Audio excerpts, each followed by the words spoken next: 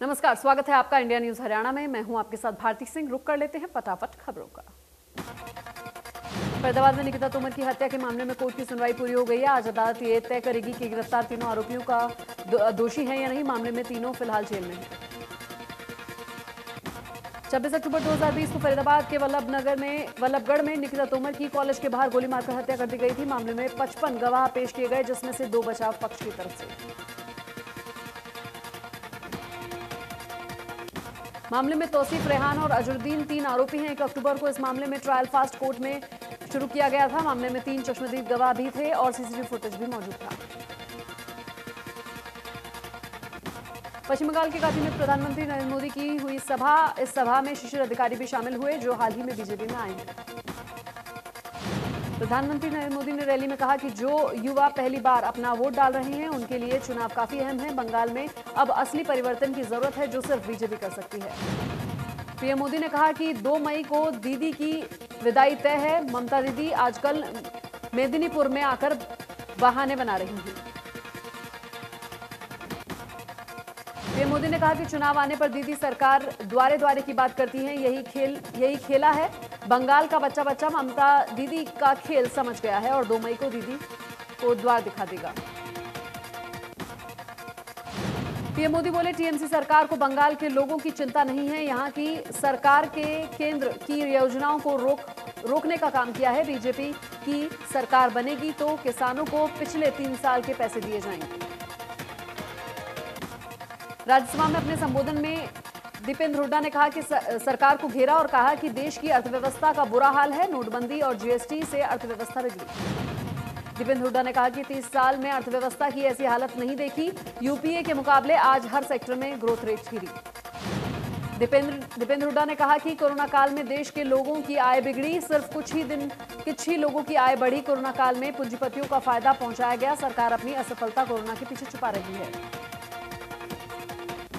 महाराष्ट्र के पूर्व मुख्यमंत्री देवेंद्र फडणवीस ने नेतृत्व में बीजेपी प्रतिनिधिमंडल राज्यपाल भगत सिंह कोश्यारी से मिलने राजभवन पहुंचे और परमबीर सिंह की ओर से लगाए गए आरोपों को निष्पक्ष जांच की मांग की।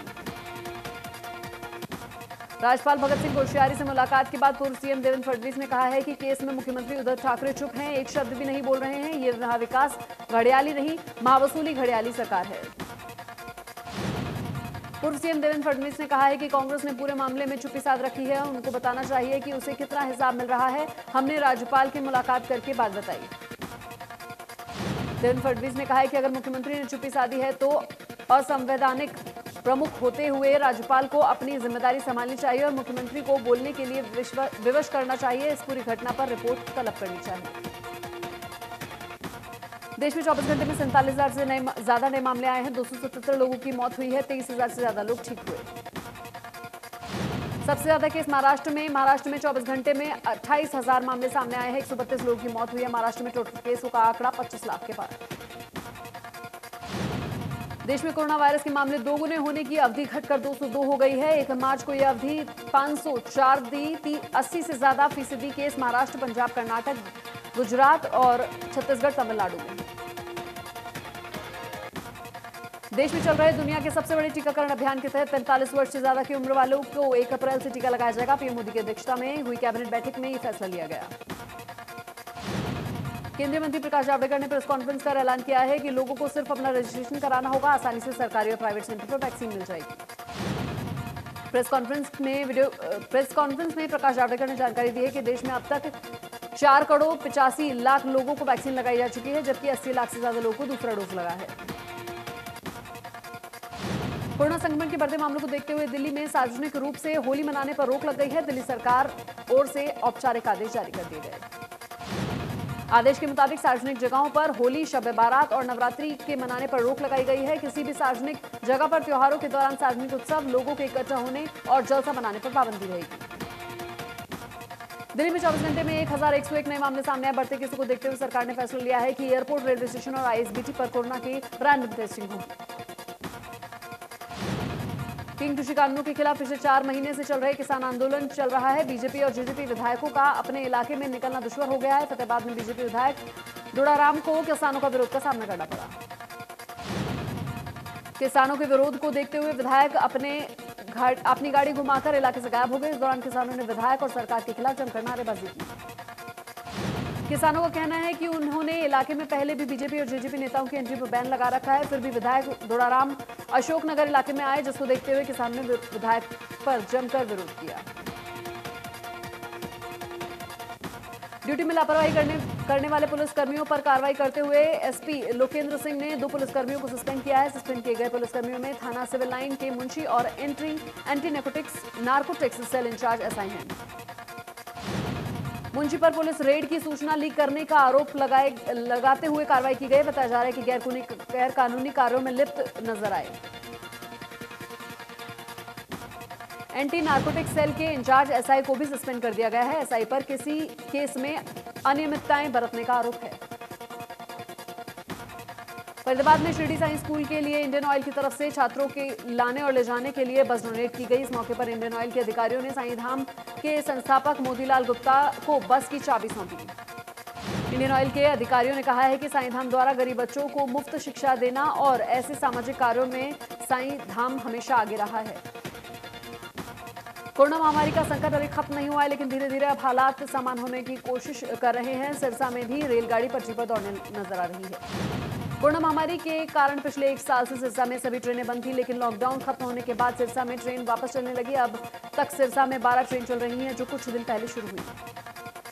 फिलहाल सिरसा में से 18 ट्रेनों का आवागमन होता है, बाकी 6 ट्रेनें भी जल्दी पटरी पर दौड़ेंगी। रेलवे स्टेशन मास्टर निहाल सिंह ने जानकारी देते हुए कहा है कि जल्दी आने वाले कुछ दिनों में सिरसा में 6 ट्रेनें और दौड़ेंगी। टीकरी बॉर्डर पर किसानों के लिए हॉस्पिटल शुरू करने की सभी तैयारियां पूरी कर ली गई हैं। विधिवत रूप से आंदोलन स्थल के नजदीक हॉस्पिटल शुरू किया जाएगा। इसकी शुरुआत किसान नेता राकेश टिकैत और नल नेता अभय चौटाला करेंगे। इस बात की जानकारी नल नेता ने युवा नेता जितेंद्र राठी ने दी है। राठी के अनुसार किसानों के हित में अभय चौटाला शुरुआती दौर से ही लगे हुए हैं। फरीदाबाद समेत प्रदेश के 1.5 लाख से अधिक LIC एजेंट हड़ताल कर रहे हैं। ऑनलाइन पॉलिसी बेचने के विरोध किया जा रहा है। बोनस कम करने और निजीकरण का बढ़ावा देने को लेकर ये हड़ताल की जा रही है। अनिल विज ने कहा है कि प्रदेश में सोमवार और मंगलवार को मेगा टीकाकरण अभियान चल रहा है और इसी कड़ी में सोमवार को पूरे हरियाणा में करीब 1.5 लाख लोगों को टीकाकरण किया गया, जो अपने आप में रिकॉर्ड है। कोरोना के बढ़ते मामलों को देखते हुए सीएम मनोहर लाल ने कहा है कि कोविड-19 के बढ़ते मामलों की गंभीरता को लेते हुए राज्य सरकार कोविड-19 प्रबंधन की तैयारियां तेज कर दी गई हैं। सीएम ने कहा है कि टेस्टिंग सुविधा बढ़ाएंगे, क्लिनिकल मैनेजमेंट पर अधिक ध्यान देने का साथ साथ जन जागरूकता गतिविधियों पर भी ध्यान देंगे। साथ ही उन्होंने जानकारी देते हुए कहा है कि प्रदेश में अब तक 7.5 लाख लोगों को टीका लगाया जा चुका है। अब प्रदेश सरकार के हर सप्ताह के प्रत्येक सोमवार और मंगलवार को इस तरह की मेगा ड्राइव शुरू कर दी गई है। मुख्यमंत्री और गृह मंत्री के आदेश के बाद पुलिस ने मास्क न पहनने वालों पर सख्ती बरतना शुरू कर दिया है। यमुनानगर में 3 दिन में 2000 लोगों के चालान काटे गए, जो बिना मास्क के वाहन चला रहे थे। यमुनानगर के अलग अलग इलाकों में थाना प्रभारी और पुलिस अधीक्षक ने आदेश दिए हैं कि वो अपने अपने इलाके में टीम बनाकर वाहन चालकों की चेकिंग करें और मास्क न लगाने वालों का चालान करें। कैथल में एक बार फिर कोरोना केस पीक पर पहुंच रहे हैं। जिले में 24 घंटे में 50 नए मामले सामने आए। सितंबर 2020 में भी इतनी संख्या केस आए थे। कोरोना संक्रमण के बचाव के लिए लाई जा रही वैक्सीन का स्टॉक भी खत्म होने जा रहा है। जिले में वैक्सीन का स्टॉक अब 1355 ही बचा है। 50 पॉजिटिव केस मिलने के बाद जिले में कुल संक्रमितों की संख्या 4365 हो गई है। पिछले 15 दिनों में 290 नए केस सामने आए हैं। इस दौरान 2 महिलाओं समेत 5 लोगों की मौत हुई है। भिवानी में प्रशासन ने अब डिवीजन लेवल पर कमेटियों का गठन कर कोरोना महामारी की रोकथाम के लिए अपनी कोशिश तेज कर दी है। भिवानी के उपायुक्त जयवीर सिंह आर्या ने जानकारी दी है। उन्होंने बताया कि कोरोना महामारी से लड़ने के लिए सब डिवीजन लेवल पर कमेटियों का गठन किया गया है, जिसमें सब डिवीजन मजिस्ट्रेट को चेयरमैन, डीएसपी और सीनियर मेडिकल अफसर के सदस्य बनाया गया है। कैथल में प्रशासन ने अवैध कॉलोनियों में सुविधाएं देने की कवायद शुरू कर दी है। डीटीपी ने शहरी क्षेत्र में पनप चुकी अवैध कॉलोनियों में सुविधाएं देने के लिए पोर्टल लॉन्च किया। अगर कोई तय समय के अंदर अवैध कॉलोनी की जानकारी पोर्टल पर नहीं देता है तो अगले कुछ महीनों में इन कॉलोनियों में तोड़फोड़ की कार्रवाई विभाग की तरफ से की जाएगी। नई अवैध कॉलोनियों न पनप पाएं, इसके लिए डीटीपी कार्यालय का पटवारी रोजाना तहसील कार्यालय में जाकर रजिस्ट्रियों की जांच करता है। हरियाणा के कई जिलों में पानी की कमी के चलते आने वाले समय में भारी किल्लत पड़ सकती है। सिंचाई विभाग हथनीकुंड बैराज से पानी के आंकड़े देखने पर पता चला कि पिछले काफी दिनों से लगातार पानी कम होता नजर आ रहा है।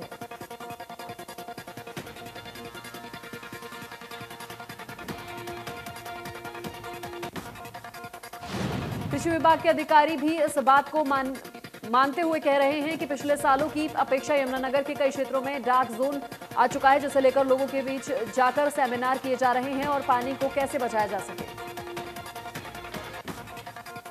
सोमनाथ नगर परिषद विभाग ने बरसाती पानी को संरक्षित करने की पहल शुरू कर दी है, जिसके लिए विभाग के कंसल्टेंट की नियुक्ति कर दी गई है, जो कस्बे की डिजिटल प्रोजेक्ट रिपोर्ट तैयार करके विभाग को सौंपेगा। रिपोर्ट सौंपने के लिए 1 महीने का समय निर्धारित किया गया है। सोमना और रायसेना अरावली क्षेत्र के अंतर्गत आते हैं, जहां बरसाती मौसम में पानी काफी बेकार होता है। नगर परिषद विभाग द्वारा कंसल्टेंट की नियुक्ति किए जाने से बरसाती पानी का संरक्षण और ओवरफ्लो की समस्या से निजात मिलने की संभावना है। बरसाती पानी का संरक्षण होने से रिचार्ज भी हो सकेगा और जमीन का वाटर लेवल भी बढ़ेगा। गुरुग्राम के खिड़की दौला टोल के शिफ्ट होने का रास्ता साफ हो गया है। जीएमडीए ने टोल के लिए पंचगांव में जमीन दी। नेशनल हाईवे अथॉरिटी को 30 एकड़ से ज्यादा जमीन का ऑफर लेटर सौंपा। यमुनानगर में किसानों के खेतों में इस्तेमाल होने वाले यूरिया खाद का कालाबाजारी को लेकर सीएम फ्लाइंग ने छापेमारी कार्रवाई की और इस गाड़ी को कब्जे में ले लिया। सीएम फ्लाइंग ने जिस गाड़ी को कब्जे में लिया है उसकी नंबर प्लेट को बदला हुआ है, ताकि खाद मालिक और गाड़ी मालिक की जल्द पहचान न हो सके। भिवानी में तेज आंधी से भारी नुकसान हुआ है। तेज आंधी के कारण रामनगर कॉलोनी में स्टेशन में पेड़ गिर गया, जिससे भारी नुकसान हुआ है। बताया जा रहा है कि क्षेत्र में 1-2 दिन से सप्लाई बाधित हो सकती है। हादसे के दौरान कर्मचारी लंच पर गए हुए थे, जिसकी वजह से बड़ा हादसा टल गया। पंचकुला के सेक्टर 20 में मार्केट में शोरूम में बेसमेंट में युवक की डेड बॉडी मिली। सूचना मिलने पर मौके पर पहुंची पुलिस ने सबूत जुटाए। डेड बॉडी 4 से 5 दिन पुरानी बताई जा रही है। एसएसपी ने बताया युवक मार्केट में टेंट सिलने का काम करता था और उत्तर प्रदेश के सुल्तानपुर का रहने वाला था। पोस्टमार्टम के बाद मौत की असली वजह का पता चलेगा। कैथल में जमीन की फर्जी एनओसी तैयार करके बैंकों से लोन लेने के आरोप में पुलिस ने गिरफ्तारी की है। आरोपी ने एक बैंक से लोन लेने के बाद दूसरे बैंक से लोन लेने के लिए फर्जी एनओसी तैयार किया था। सिरसा में बिजली उपभोक्ताओं के साथ लाखों रुपए की साइबर ठगी होने का मामला सामने आया है। दिल्ली के एक शख्स का बैंक अकाउंट हैक कर उससे फ्रॉड किया गया था, जिसकी शिकायत पर 19 नवंबर 2020 को की गई। दिल्ली पुलिस सिरसा के शहर पुलिस थाने में पहुंची और इस मामले से जुड़े जिन लोगों के बिजली बिल हैक हुए थे उन लोगों से पूछताछ की। ऑनलाइन फ्रॉड मामले में 13 लोगों को सिरसा से बिल भरे गए। सभी लोगों से पूछताछ की जा रही है। पुलिस की माने तो इस फ्रॉड में जिसका भी नाम सामने आया उस पर कानूनी कार्रवाई की जाएगी। नेपाल से हरियाणा और दिल्ली में अफीम सप्लाई करने वाले अंतर्राष्ट्रीय गैंग की महिला सप्लायर को हांसी पुलिस ने रोहतक से गिरफ्तार किया है। पिछले काफी सालों से कई प्रदेशों में पुलिस को महिला सप्लायर की तलाश थी। पुलिस के मुताबिक गिरफ्तार की गई महिला नशा तस्करों के बड़े अंतर्राष्ट्रीय गैंग की मुख्य सदस्य है। महिला की तलाश में हांसी पुलिस पिछले काफी दिनों से नेपाल में सक्रिय थी। हांसी पुलिस ने बीते दिनों 4 किलो अफीम सहित युवक को नारनौल के राजथल से गिरफ्तार किया। मामले में पुलिस ने गहनता से जांच की तो सामने आया कि नेपाल से अफीम तस्कर के तार जुड़े हैं। फतेहाबाद के एक स्कूल में घुसकर शिक्षक की हत्या मामले में पुलिस ने 3 लोगों को गिरफ्तार किया है, जिसमें मुख्य आरोपी विकास सहित 2 अन्य लोग शामिल हैं। आरोपियों ने शराब के धंधे में वर्चस्व और दहशत बनाने के लिए इस वारदात को अंजाम दिया था। बताया जा रहा है कि शिक्षक भी शराब ठेके के धंधे में संलिप्त था। पलवल पुलिस ने मारपीट और चोरी की कोशिश सहित अलग अलग मामलों में 2 आरोपियों को गिरफ्तार किया है। एक आरोपी को अदालत में पेश कर पूछताछ के लिए रिमांड पर लिया गया। दूसरे आरोपी को अदालत में आदेशानुसार न्यायिक हिरासत में भेज दिया गया है। मामले में फरार आरोपियों की गिरफ्तारी के लिए उनके ठिकानों पर दबिश दी जा रही है।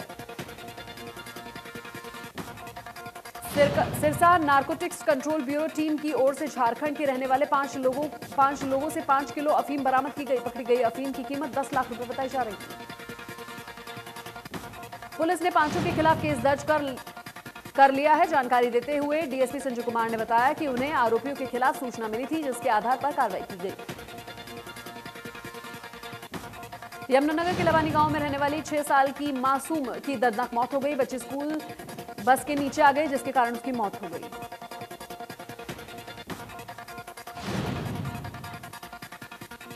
एलकेजी में पढ़ने वाली दया पब्लिक स्कूल की छात्रा को छुट्टी होने के बावजूद स्कूल बुलाया गया था। जब स्कूल बस घर पहुंची तो ड्राइवर की लापरवाही की वजह से बस के अगले पहिए के नीचे आ गई।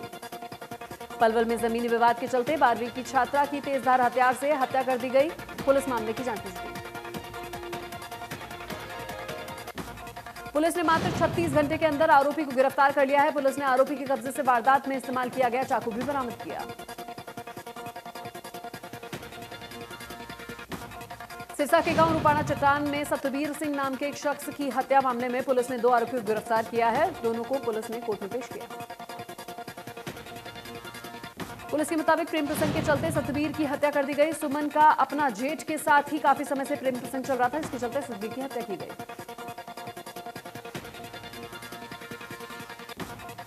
झज्जर के गांव खोरड़ा में बीते दिनों एक अखाड़े में युवा पहलवान की गोली मारकर हत्या कर दी गई थी। पुलिस ने मामले का खुलासा करते हुए कहा है कि दोनों आरोपियों को गिरफ्तार कर लिया गया। हालांकि मुख्य आरोपी अभी फरार है। पुलिस की माने तो आरोपी सुमित ने ही पहलवान विक्रम की गोली मारकर हत्या की। इस हत्याकांड में सुमित का साथ देने का आरोपी संदीप और देवेंद्र पर लगा है। डीएसपी नरेश ने बताया कि मृतक पहलवान की अच्छी प्रतिभा को देखते हुए आरोपियों ने उसे अपने रास्ते से हटाने की योजना बनाई और एक दिन मौका देकर उसकी हत्या कर दी। गोहाना के गांव मदीना में एक रिटायर्ड फौजी ने अपनी पत्नी की गोली मारकर हत्या कर दी और उसके बाद खुद को भी गोली मार ली। मौके से मृतक जयवीर के पास सुसाइड नोट भी मिला है। फिलहाल पूरे मामले की जांच पुलिस कर रही है। इसके साथ ही उन्होंने मौके से एफएसएल की टीम को भी बुलाया। पुलिस की माने तो सुसाइड नोट में लिखा है कि मैं जयवीर अपनी पत्नी से बहुत ज्यादा प्यार करता हूं, वो बहुत अच्छी है, इसलिए मैं उसे अपने साथ ले जा रहा हूं। हालांकि दोनों की मौत के पीछे सही कारण क्या है अभी ये साफ नहीं हुआ है। फिलहाल पुलिस मामले की जांच में जुट गई है।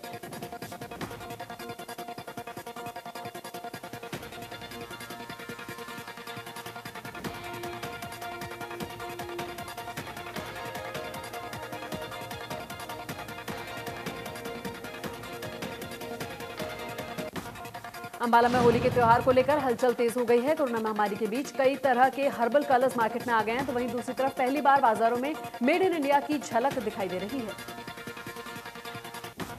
इस बार बाजार में चाइनीज की बजाय इंडिया में बनी हुई पिचकारियां लोगों को पसंद आ रही हैं। अंबाला की मार्केट में पहली बार गुलाल की बौछार करने वाली पिचकारी मार्केट में आई है, जिससे प्रति लोग काफी एक्साइटेड नजर आ रहे हैं। कैथल में बाजारों में होली को लेकर दुकानें आकर्षक रंग बिरंगे पिचकारियों और रंगों से सजनी शुरू हो गई हैं। लोगों में होली के त्योहार को लेकर काफी उत्साह देखने को मिल रहा है। इस बार लोग हर्बल रंगों को पसंद कर रहे हैं। होली पर भी कोरोना का असर देखने को मिला है। कोरोना वायरस की वजह से सप्लाई प्रभावित हुई है। कोरोना वायरस की वजह से चाइनीज सामान से दुकान दूरी बना रही है। दुकानदारों को कहना है कि इस बार एक भी चाइनीज चीज नहीं मंगवाई गई है। वह पूरी तरह से अपने देश की चीजों को बेच रहे हैं। कोरोना का कारण इस बार हर्बल रंगों को मंगाया जा रहा है।